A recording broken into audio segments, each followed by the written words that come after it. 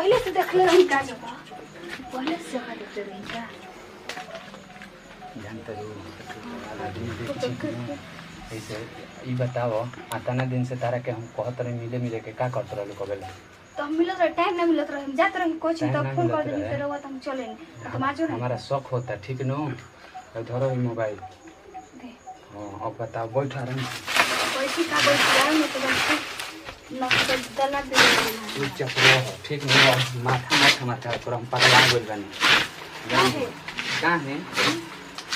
मर दे तू एगो बात बताओ जो मिले आदमी तो तारा बुझात नहीं खे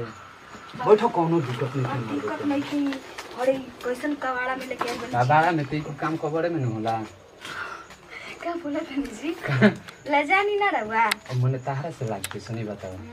हां रे कोइले बनी तो लाज कैसन हां तो बताओ कर सकते न बिल्कुल हमरो सारे के बात ठीक लागेला अभी एगो बात बताओ दे तारे खाते कुल काट है कुल मर दे गड़ गेल बा मर दे त नहीं तो गड़ गेल त ई कुल ना ऐसन शादी हमनी सन में कुल ना होला शादी के बाद शादी हो जाए ओकर बाद तो मने हम यही खाते हाता नहीं कुल लपड़ झपड़ खाना के लिए नहीं न तो मिले गई रहन तो मिले न तो मिलेगा तो मार्केट बाजार ना रहे मर दे ही तर देख ना लेते हम देख लेती तो कोई देख लेते अभी देख कर जाना ना ई कुल ना हो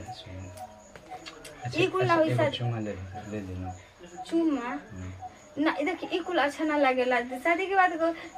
करे ना मर देते नहीं तो बाजी बाजी में बड़ मर देते हाथा ना दूर बोलेला के काम कारण कर रहा है अच्छा हम बाजार में ना मिलत रही कि हम घर वाले सब देख लेतन भैया हुए तो का कहतन कि देखना कही कि मर देते पहले मर जैसे ना करते रहलो मर देते अब कजो हमारा शौक होता है तारा पर ठीक है सब कहां से होता हम कुछ कर देनी सब कुल अच्छा ना लागेला शादी के बाद अच्छा लागेला ना ना एगो ना एक कुल हम ना एक कुल ठीक ना लागेला हमरा के ढेर नाटक करे लगलो मर हम नाटक नहीं की करत बोलावल बेकार हो गल बेकार हो गइल मतलब हमको अच्छा बात कहते हैं तो बेकार लगता है बेकार न हो गइल तना बढ़िया से तारे के बोलई नहीं मर देता नहीं एक तो लेट कइलो हो